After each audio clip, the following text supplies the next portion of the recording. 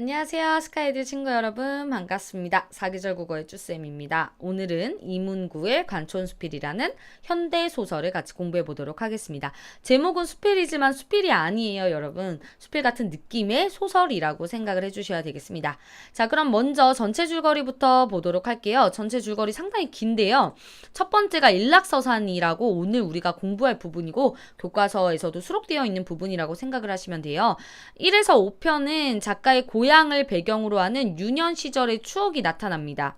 일락서사는 오랜만에 성묘를 하기 위해 고향을 찾은 주인공이 예전 모습을 찾아볼 수 없는 고향을 둘러보면서 자신의 인격 형성에 가장 큰 영향을 끼친 조부와 좌익사상으로 희생된 아버지, 그리고 이제 오랜 타향살이로 인해 고향을 영영 잃어버린 나이에 이르는 3대에 걸친 가족살은 어린 시절의 고향 풍경에 담아 회상하는 그런 내용으로 이루어져 있고요. 화무11은 윤영감 일가의 몰락, 6.25 전쟁으로 인해 그 몰락을 통해 인생의 허무함을 그리고 그들을 따뜻하게 대하는 나의 어머니에 대한 순박한 인정, 이런 것들을 회상하는 그런 내용이고요. 행운 유수는 유년 시절의 고향을 배경으로 주인공과 함께 성장기를 보냈던 옹점이의 가슴 아픈 인생, 결혼 생활이나 떠돌이의 삶, 이런 것들을 회상합니다. 그리고 녹수청사는 대복이네와 그 이웃들이 맺었던 순박한 관계와 그런 순박한 관계가 퇴색해가는 과정을 그리고 있고요. 어린 시절 석공네 집과 나가 특별한 인연을 맺게 되었던 사연과 석공이 안타까운 죽음을 맞이했던 과정을 통해 감동적 인간상을 그리는 게 공산토월입니다. 6편에서는 어린 시절 고향 친구를 만난 이야기가 나와요. 유년 시절에 고향 친구를 만난 이야기를 중심으로 마을 안을 흐르던 한내가 큰 이제 하천이죠. 도시에서 밀려 들어온 퇴폐적 소비 문화의 하수구로 전락한 그런 실상을 그려내고 있습니다. 7에서 8편은 커서 고향을 돌아보며 체험한 내용인데요. 여요주석, 중학 동창인 친구가 아버지의 약값을 마련하고 꿩을 잡아 팔려다 발각되어서 자연보호를 위배했다는 이유로 공권력의 횡포에 시달린 그런 내용이 있고요. 월곡 후야는 성년이 된 주인공이 고향을 둘러보며 경험한 이야기로 벽촌에서 소녀를 겁탈한 사건이 일어나 동네 청년들이 나서서 범인에게 사적인 제재를 가하는 그런 내용들이 나타나 있습니다. 긴 소설이죠. 자, 등장인물은 우선 주인공인 나를 꼭 알아두셔야 되겠죠. 도시의 삶에서 오랜만에 고향에 돌아와 어린 시절을 회상하는 서술자로 나가 고향 방문에서 명문의 후예임과 명문의 가풍을 지녔던 그런 시절을 회상하며, 그러니까 내가 명가문의 후예였다.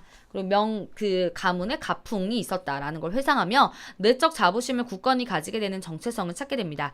근대화로 인해 사라져가는 농촌의 옛 모습을 안타까운 시선으로 바라보고 있습니다. 할아버지가 이제 작가의 조부 이긍식 노인이죠. 봉건적이고 완고한 성격이에요. 굉장히 오래된 고지식한 성격의 그 할아버지인데 위험이 있지만 자상하고 따뜻했어요. 관촌마을의 지주로서 엄격한 유교적 질서의 수호자로 고색창연한 조선인이었던 할아버지였습니다. 오직 그분 한 분만이 진실로 육친이요 조상의 어리란 가족이고 조상, 그 정신을 가진 존재라는 느낌을 지워버릴 수 없는 거였고 또 앞으로도 그럴 것 같이 여겨졌던 그런 존재입니다. 아버지는 사회주의 운동을 하다가 처형되나 마을 사람들의 존경을 받는 그런 기구한 운명의 인물이고요. 옹점이는 할아버지 때 부엌길을 도맡아 있던 16세 소년인데 출신은 천하지만 인정과 동정심이 많고 그녀는 입이 걸고 성진도 싸나웠지만 시원시원하고 엉뚱한 데가 있었으면서 또 의문스럽기도 따를 자가 없었다. 그러니까 의문스럽다라는 건 속을 알 수가 없다, 이런 거라고 생각하시면 되겠고요. 남다른 눈썰미로 한 번 보면 못 내는 신용이 없었고 손속 또한 유별났으니 가르친 바가 없어도 음식 맛깔과 바느질 솜씨는 어머니도 나무랄 수가 없었다. 굉장히 싹싹했다라는 걸 알 수가 있죠. 조금 있다가 이 아이에 대해서는 또 자세하게 내용에서 다룰 겁니다. 자, 우리는 일락서산 부분 줄거리를 이제 중심적으로 공부를 해볼 거예요. 8단, 나는 양력 정초에 성묘를 하기 위해 귀성열차를 타고 고향을 찾았습니다. 왕소나무가 사라진 것을 보고 옛 모습이 사라진 고향의 현실을 굉장히 안타까워하고요. 할아버지의 묘 앞에 앉아 할아버지를 회상합니다. 집안일을 거들었던 옹점이와 아버지에 대한 기억을 떠올리고요. 읍내로 돌아가면서 씁쓸함을 느끼는 발단전개 위기절정 결말 부분을 꼭 기억을 해주시고요. 자, 그럼 본문 들어가 보도록 하겠습니다. 자, 본문 들어가기 전에 부제목 일락서산의 의미를 꼭 알아두셔야 되겠죠? 일락서산, 해가 지는 서쪽산이라는 뜻입니다. 그래서 사라져버린 바로 전통과 변해버린 고향에 대한 아쉬움의 정서를 상징적으로 해가 지는 서쪽산이라고 표현을 했다. 부제목의 의미 알아두셔야 되겠습니다. 나는 고향을 떠난 뒤 신정 연휴를 이용해서 할아버지 산소에 성묘를 하기 위해서 잠깐만요. 막 삭삭삭 넘어갔네. 자, 다시 한번 가보도록 하겠습니다. 자, 나는 고향을 떠난 뒤 신정 연휴를 이용해서 할아버지 산소에 성묘를 하기 위해 모처럼 고향을 찾습니다. 그러나 400여 년 동안 왕소나무가 서 있던 자리에는 슬레이트 지붕에 구멍가게에 굴뚝이 들어서 있고 추레해진 옛집은 예전의 맵시를 찾아볼 길이 없어요. 변해버린 고향을 본 나는 어느덧 실향민이 되어버린 느낌을 받습니다. 그 고향을 잃어버린 사람 같은 느낌을 받아요. 할아버지 산소에 도착한 나는 할아버지에 대한 얽힌 추억을 회상하고 집안일을 거들었던 옹점이의 인정어린 모습을 떠올리면서 읍내로 돌아가면서 나는 씁쓸한 심정이 졌습니다. 교과서의 이 부분, 제시된 이 부분은요, 글의 시작부터 왕소나무가 사라진 사실을 나가 알게 된 그런 부분이라고 생각을 하시면 되겠습니다. 자, 시작합니다. 시골을 다녀오되 성묘가 목적이기는, 그러니까 고향을 찾은 목적이죠. 근년으로 요 몇 해 사이에 정말 드문 일이었다. 그러니까 서술자가 고향을 떠나 살고 있으며 최근에는 성묘를 위해 고향을 방문한 적이 없다라는 걸 알 수가 있어요. 더욱이 양력 정초에 몸소 그런 예모를 갖고, 예모라는 거 예절에 맞는 몸가짐, 이것을 찾고 스스로 치름은 낳고 첫 겪음이기도 했다. 물론 귀성열차, 고향으로 내려가는 기차를 꿇어안고부터 숭은 니라 양력 술도 술이라 이른더냐? 산것들이나 외놈 세력을 아는 법이요. 이거 이제 할아버지 말이죠. 일제시대 때 음력설 대신 양력설을 세게한 것에 대한 거부감, 전통 파괴에 대한 분노가 할아버지가 있으셨던 거죠. 그러니까 음력이 아닌 양력 정초에 성묘를 하기는 처음이라는 의미를 알 수가 있죠. 세모가 되면 한 해가 끝날 무렵이면 한두 군데서 들어오던 세찬, 연말에 선사하는 물건을 놓고 의뢰에 꾸중이시던 할아버지 말씀이 자주 되살아나 마음 한켠이 결리지 않은 바도 아니었지만 시절이 이러매 그러니까 모두들 양력설을 세는 시절로 변했어요. 양력설을 세는 시절로 변해서 신정 연휴를 빌미할 수밖에 없음을 달리 어쩌랴 하며 견딘 거였다.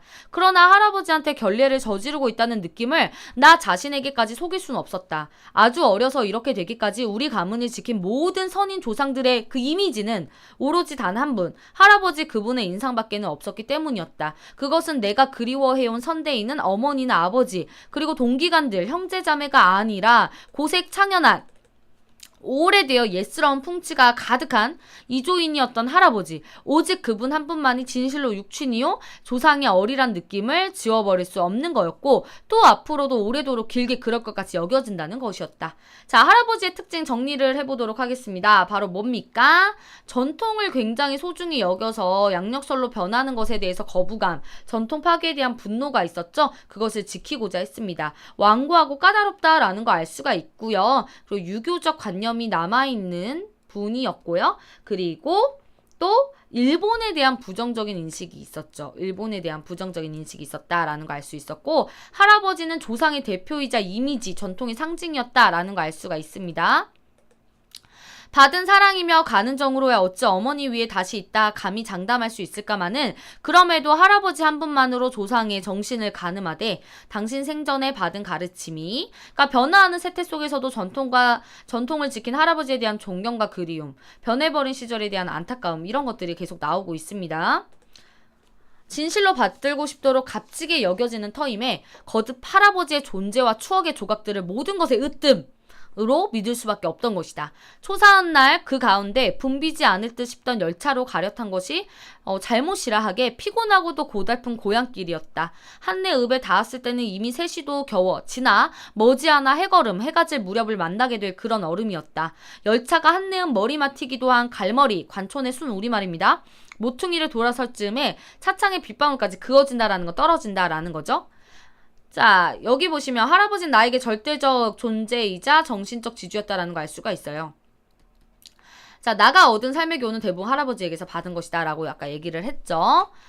예년에 없던 푹한 퍽 따뜻한 날씨기에 눈을 비로 뿌리던 모양이었다. 겨울비를 맞으며 고향을 찾아보기도 난생 처음인데다가 정두고 떠났던 옛 산천들이 돌아보이자 나는 설레기 시작한 가슴을 의지할 길이 없었다. 그래서 변함없는 옛 산천의 모습에 고향에 대한 기대감이 커지고 있는 거죠. 나는 한동안 두 눈을 부릅뜨고 빛발 무늬가 잦아가던 창가에 서서 뒷동산 부엉제를 감싸며 돌아가는 갈머리 부락을 지켜보고 있었다. 마음이 들뜬 것과는 별도로 정말 썰렁하고 울적한 기분이었다. 그죠? 내 살과 뼈가 여문 마을이었건만 옛 모습을 제대로 지키고 있는 것이라고는 아무것도 없었대. 그래서 변해버린 고향에 대한 실망감이 나타나고, 자, 관련 한자성어 뭐가 있어요? 상전벽해 아시죠? 뽕나무밭이 바다가 됐네. 세상 일의 변천이 매우 심하다라는 걸 알려주는 부분이죠. 자, 겨울비가 내리는 배경이 주는 분위기 알아두세요. 계절적 배경이 겨울임에도 눈이 아닌 비가 내리고 있습니다. 나는 빗방울이 그어지는 차창 밖으로 변해버린 고향을 바라보고 있어요. 겨울비는 처량하고 쓸쓸한 분위기를 자아내서 서술자가 느끼는 상실감을 극대화시켜주고 있습니다. 넘어갈게요. 옛 모습으로 남아난 것이 저토록 귀할 수 있을까? 그 중에서도 맨 먼저 가슴을 후려친 것은 왕소나무가 사라져버린 사실이었다. 왕소나무가 마을의 전통과 역사를 상징하거든요. 분명 왕소나무가 서있던 자리엔 외양간만한 슬레이트 지붕의 구멍가게 굴뚝만이 꼴불견으로 뻗질러 서 있었던 것이다. 산업화, 근대화에 대한 나의 냉소적이고 부정적 태도가 담긴 표현이죠. 꼴불견. 그지? 산업화로 인해 전통적인 삶의 양식이 사라진 거죠. 그 왕소나무는 잎새에 누렁물이 들고 가지에 삭정이가 끼는 걸 보며, 그러니까 말라 죽은 가지를 삭정이라고 합니다. 고향을 뜨고 13년 만이니 그럴만도 하겠다 싶긴 했지만 언제 베어다 켜서 썼는지 흔적조차 남아있지 않은 현장을 목격하니 오장이 막 울분이 치밀어 막 오르고 있는 거죠. 자, 우선 여기부터 정리하고 넘어갈게요. 할아버지에 대한 나의 인식. 할아버지는 우리 가문을 지킨 선인 조상들의 이미지를 대표하는 단 한 분이에요. 고색창연하다. 그러니까 옛 모습이 그윽하게 남아있는 분을 고색창연하다라고 얘기하죠. 그분만이 진실로 육친이다라고 얘기했고 조상의 정신을 지닌 인물이다라고 얘기했습니다.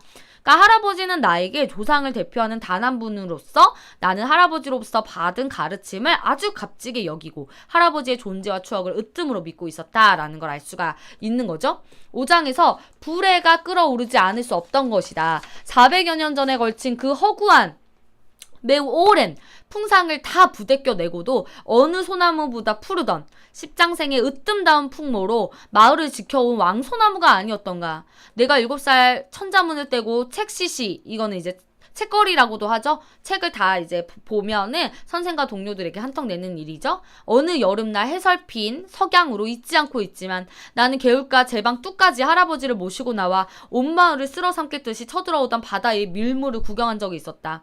댕긴 물대새와 갈매기들의 울음소리가 석양 노을에 가득 떠있던 눈부신 바다를 구경했던 것이다. 방파제 곁으로 장항 쌓은 철로가 끝간데 없고 철로와 나란히 자갈마다 뽀얀 신장로는 모퉁이를 돌았는데 그 왕소나무는 철로와 신장로가 가장 가까이로 다가선 잡목 한 굴 없이 잔디만 펼쳐진 펑포짐한 그런 버덩 위에서 400여 년이나 버티어왔던 것이다. 그러니까 왕소나무는 우리 전통을 상징하죠. 철로나 신장로는 뭐겠어? 문명이지. 현대 문명 대조적인 이미지가 나타나고 있다라는 거. 그날 할아버지는 장정 두 팔로 꼭 내 아름이라던 이렇게 내 아름이라던 왕소나무 밑동을 조심스레 어루만지면서 얘야, 이 왕소나무는 토정 할아버지께서 짚고 가시던 지팽이를 꽂아 놓으셨는지 이냥 그냥 자란 거란다. 그쪽에 그 할아버지 말씀은 요 지팽이 앞으로 철마가 지나가더란. 그러니까 전통적 삶이 쇠퇴하고 바로 현대 문명 근대화가 되거든. 바로 근대화가 되거든. 우리 한산 이씨 자손들은 이 고을에서 뜨야호리라고 하셨다는 게요. 그 말씀을 새거들어 타관살이를 했더라면 요렇게 큰 모진 세상은 안 만났을지도 모르는 것을 하던 말을 나는 여태껏 기억하고 있는 것이다. 그것은 내가 왕소나무의 내력에 대해서 최초로 들은 지식이었다. 짚고 다니던 지팡이가 왕소나무가 되다니.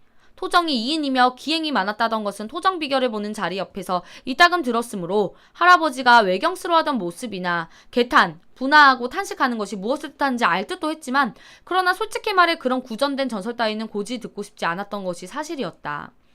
그러니까 여기에서 지금 조상에 대한 자부심, 왕소나무에 대한 존경심과 이렇게 외경심, 변한 고향에 대한 비애감이 막 나타나고 있는 부분입니다. 그 왕소나무는 국내에선 겨룰 데가 없던 온갖 나무의 우두머리였다. 자, 400여 년에 걸친 그 서리, 풍상, 바람에도 어느 소나무보다 푸르게 십장생의 으뜸다운 풍모로 마을을 지켜온 그런 소나무였어요. 그래서 마을을 지켜온 전통과 역사였다라는 걸 알 수가 있죠. 그런데 이제 자취도 없이 사라져 버렸다라는 거죠. 나는 우리 가문의 선조 한 분이 그토록 우려하고 경계했다던, 그러나 이미 40여 년 전부터 상항선 철로를 핥아온 철마를 내가 타고 온 거야. 어머, 안타까운 거지. 지오지간에 그 유적지를 비껴가고 있었던 것이다. 이제 완전히 타락한 동네구나. 왕소나무가 사라진 마을에 대한 나의 생각 굉장히 부정적이죠. 비판적이고. 나는 은연중 그렇게 중얼거리고 있으면 스스로 깨달았다. 마을의 주인이 세상이 뜬 지 오래라니 오죽해졌으랴 싶기도 했다. 하루에도 몇 차례씩 더욱이 피서지로 한 몫을 해온 탓에 해수욕장이 개장된 여름이면 밤낮 기적 소리가 잘 틈없던 철로가에 서서, 그러니까 왕소나무의 처지가 이랬다라는 거지. 현대 문명으로 인한 자연과 전통의 파괴를 알 수가 있습니다. 그 숱한 소음과 매연을 마시다가 지쳐서, 그러니까 이게 소나무가 죽어버리는 원인이죠. 영물, 신령스러운 물건이나 짐승의 예우도 내던지고 고사해버린 왕소나무의 운명은 되새기면 되새길수록 가슴이 쓰리고 아파 견딜 수가 없었다. 물론 왕소나무의 비운에 대한 조상만으로 비감에 젖어 있었다고 말할 수 없는 게 또 뭐가 슬픈 게 있었다라는 거지. 자, 여기 옆에 오른쪽도 확인하시고요. 사실이 그랬다. 내가 살았던 옛집의 추레한 주제골에 한결 더 가슴이 미어지는 비감으로 뼈저려 했어. 내가 살았던 옛집이 추레한 꼴에 더 가슴이 미어졌대. 비록 얼핏 지나치는 차창 너머로 눈결에 온 것이긴 했지만 칸살이 넉넉한 15칼짜리 꽃뱃집의 풍채는커녕 읍내 어디서라도 관촌 마을에 바라볼 적마다 온 마을에 종가나 되느냐 한눈에 알겠던 집이 그렇게 변모할 수가 있을까 싶던 것이다. 그러니까 왕소나무가 사라진 것 이외에도 마을에 많은 일들이 있었다라는 걸 알 수가 있습니다. 그것은 왕소나무에 비운 버금으로 가슴을 저미는 아픔이었다. 이제는 가로세로 들쑥날쑥 꼴값하는 남북난 집들이 들어서면 마을을 어질러 놓아. 자, 그러니까 이게 뭐예요? 변모한 고향집에 대한 안타까움이 있다라는 거지. 변모한 고향집에 대한 안타까움, 종가와 지금 대조되죠. 규모가 크고 풍채가 좋았던 종가와 대조되는 부분입니다. 겨우 초가 한 채 용마루만이 그럴듯할 뿐이었으며 좌우에서 하늘자락을 치켜뜨며 한복지붕 날개와 담정을 뒤덮었던 담쟁이 덩굴, 사철푸르게 밤마당에 방풀림으로 늘어섰던 들층나무에 가지런한 맵시 따위는 찾아볼 엄두도 못 내게 구차스러운 동네로 변해버렸던 것이다. 그러니까 여기도 뭐야? 격세지감이죠. 세상이 너무 변해버렸다라는 걸 느끼는 거죠. 고향에 대한 나의 상실감을 실향민으로 표현합니다. 이 작품의 주제의식이 드러나죠. 나는 어느덧 실향민이 돼버리고 말았다라는 느낌을 덜어버릴 수 없었다. 고향이랬자 무덤들밖에 남겨둔 게 없던 터라 어차피 무심하게 여겨온 셈이긴 했지만 막상 퇴락해버린 고향 풍경을 대한 거죠. 자, 여기 보겠습니다. 옛 고향집에 변해버린 모습들이 나오죠.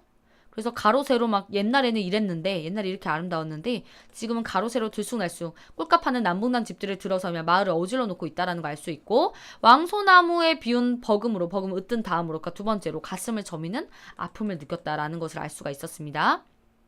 넘길게요.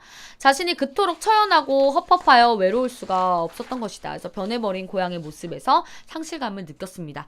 퇴락해버린 고향에 대한 나의 심정을 실향민이라는 그런 단어로 나타내고 있습니다. 처연하고 헛헛하여 외로운 심정에 실향민이 되어버리고 말았다는 느낌이 듭니다. 그래서 나는 퇴락해버린 고향에 대한 상실감을 실향민이라는 표현으로 나타내고 있다는 거죠. 자, 밑에 부분은 행운유수의 일부분이거든요. 옹점이의 성품을 잘 보여주는 부분 입니다. 남날은 눈썰미로 한 번 보면 못 내는 신용이 없었고 손으로 일하는 솜씨 또한 유별났으니 애써 가르친 바가 없어도 음식 맛깔과 바느질 솜씨는 어머니도 나무랄 수 없음을 진작에 선언했대. 그러니까 엄마보다 더 잘한다.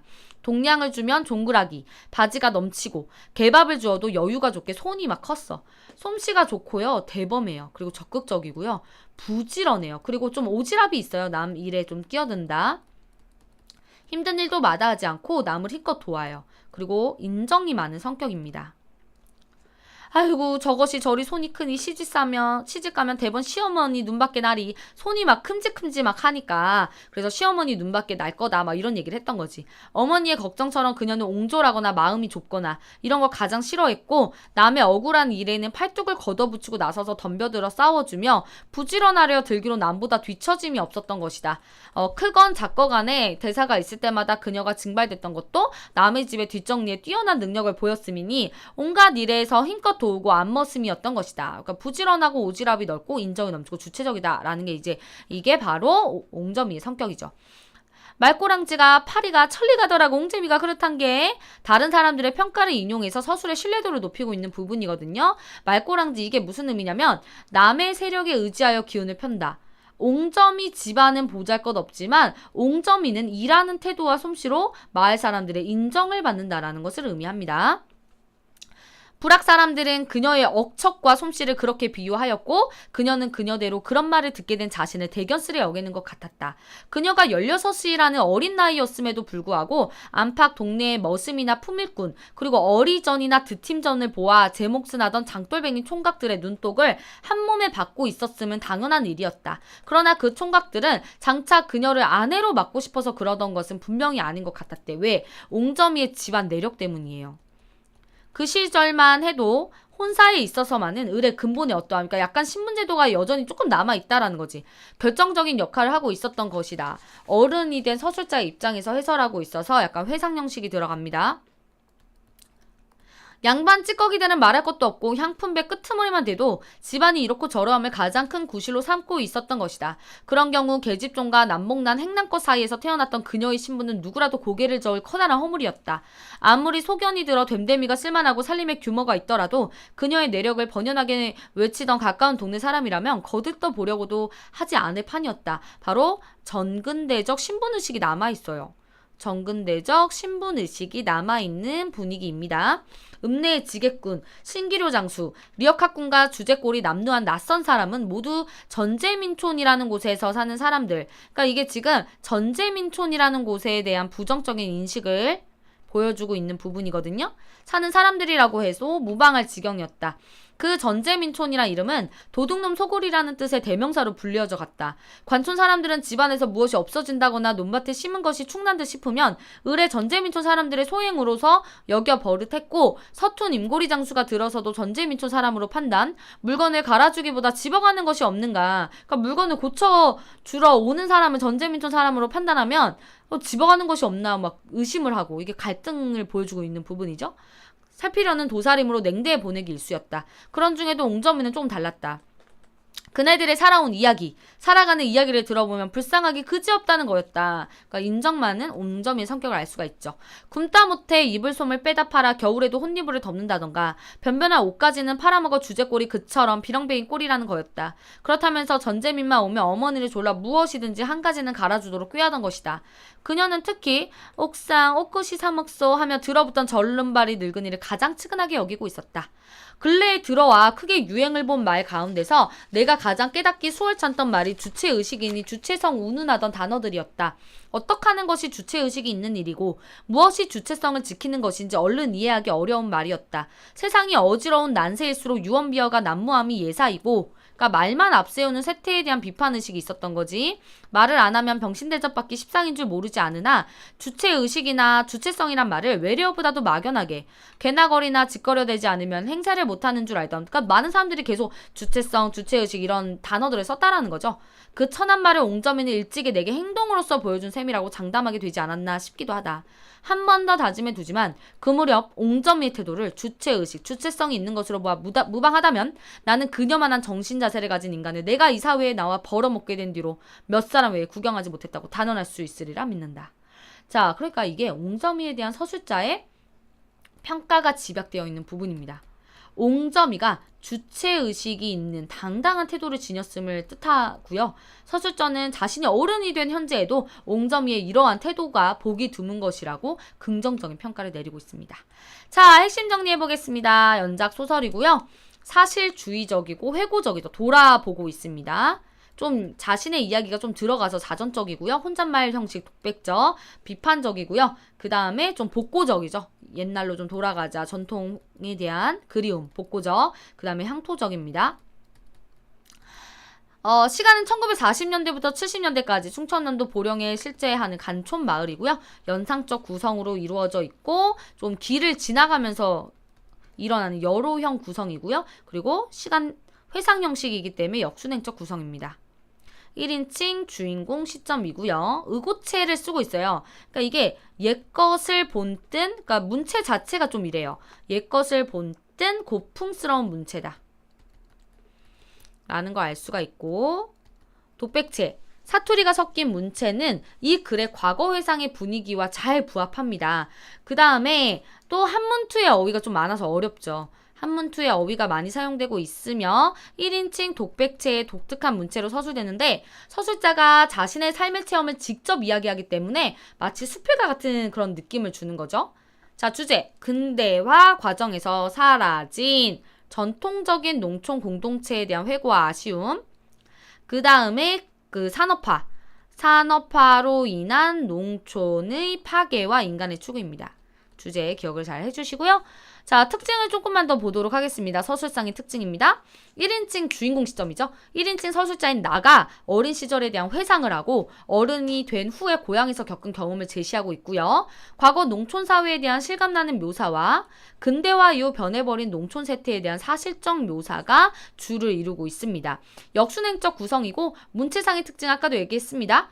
1인칭 독백체로 자전적 경향이 있는 1인칭 독백체로 자전적인 경향이 있는 작품으로 회고적인 지난 일을 돌아보는 정조를 불러일으키고 구체적이고 일상적인 생활어와 향토색이 짙은 고유어를 사용함으로써 토속적인 정서를 강하게 풍깁니다. 고풍스러운 말투와 약간 한학적 소용이 없이는 알기 어려운 그나마 한문투, 명가문의 후예로서만 알 수 있는 그런 세간과 풍습에 관련된 말들이 작품 속에서 굉장히 독특한 매력을 풍깁니다. 모두 네자로 한자로 되어 있는 각 편의 제목은 내용과 주제를 함축적으로 제시하고 있어요. 일락서산도 기억하시죠? 그래서 고풍스러운 분위기를 느낄 수 있습니다. 굉장히 중요한 그런 구성상의 특징이었습니다. 자, 그럼 넘어가 볼게요. 자, 여기 보시면은 과거 고향, 왕소나무가 철로와 신장로가 가장 가까이 다가선 잡목 한 그루 없이 잔디만 펼쳐져 있는 그 부분을 지금 나오고 있다라는 거죠. 자, 잡목 한 그루 없이 잔디만 펼쳐진 펑퍼짐한 버덩 위에서 버티고 있었어요. 그런데 현재 고향 왕소나무가 고사했고 그 자리에 슬레이트 지붕의 굴뚝만이 지금 가득가득하다라는 거 알 수가 있어. 꼴불견으로 서 있었죠. 마을의 가로세로 들쑥날쑥 꼴값 하는 남봉난 집들이 들어섰습니다. 현재 고향으로 내려가는 기차 안에서 나는 왕소나무가 사라진 사실을 알게 됐어요. 과거의 왕소나무와 그에 얽힌 내력을 할아버지로부터 들었었죠. 나는 사라진 왕소나무의 운명을 되새기며 가슴 아파합니다. 과거 고향의 위상과 이미 퇴락해버린 고향의 모습을 대비시켜 고향 상실의 아픔을 보다 효과적으로 전달했습니다. 굉장히 중요해요. 과거 고향, 현재 고향, 현재 과거, 현재 역순행적 구성에 따라서 과거 고향의 위상과 이미 퇴락해버린 고향의 모습을 대비시키고 있다는 거 꼭 기억을 해주십시오. 자, 그럼 OX 확인 문제로 제대로 이해했는지 확인해 볼게요. 영상 잠깐 스탑을 해주시고 풀어보십시오. 그리고 채점을 하시는 식으로 확인을 해보도록 하겠습니다.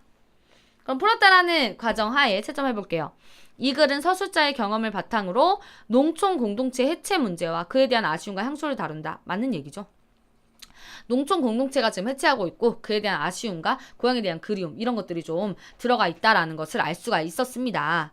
자, 이 작품은 서술자의 고향인 관촌에서의 삶을 1인칭 독백체로 서술한 자전적 성격 맞습니다. 맞고요.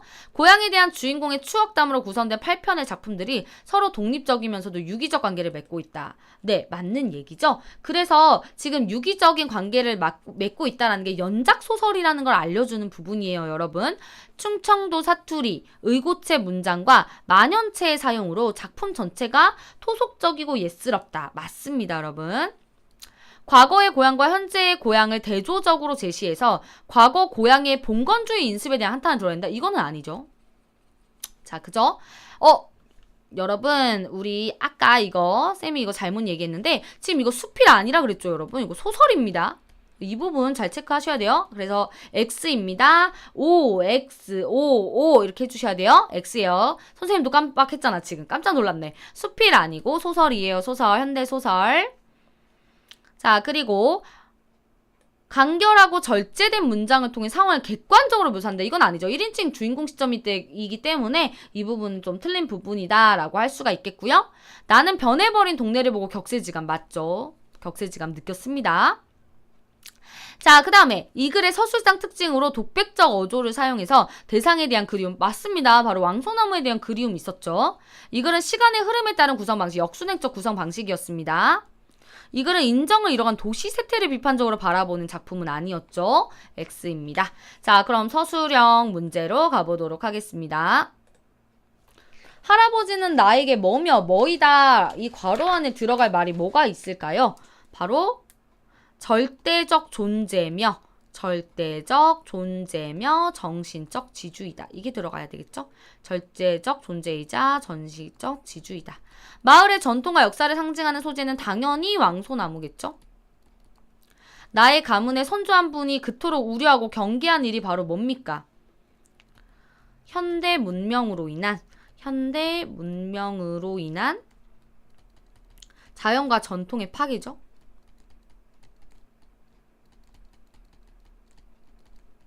파괴가 되겠습니다. 열차 차창으로 바라본 창밖의 풍경에 따른 나의 심리 변화를 쓰시오. 어땠어? 처음에 고향에 가는 기대감이 있었다가 실망하고 왕소나무가 사라졌다라는 사실에 분노하죠. 윗글의 제목 일락서산의 상징적 의미 아까 얘기했죠.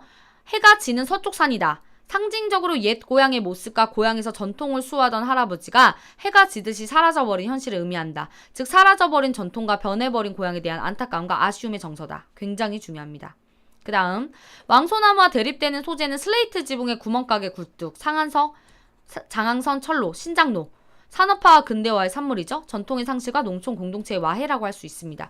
옹점이의 성격은 여러분 기억하시죠? 뭐 인정이 많다, 오지랖이 좀 넓다, 손이 크다, 뭐 이런 것들, 그리고 주체의식이 있다, 주체성이 있다, 그리고 남을 잘 돕는다, 뭐 이런 부분들 아까 위에 있었으니까 참고해서 써주시고요.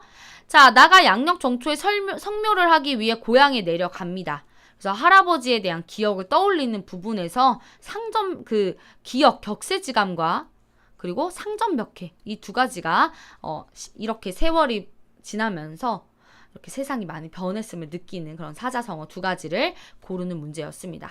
여러분 수고 많으셨고요. 워낙에 어려운 소설입니다. 질문 있으시면은 게시판 이용해 주세요. 감사합니다.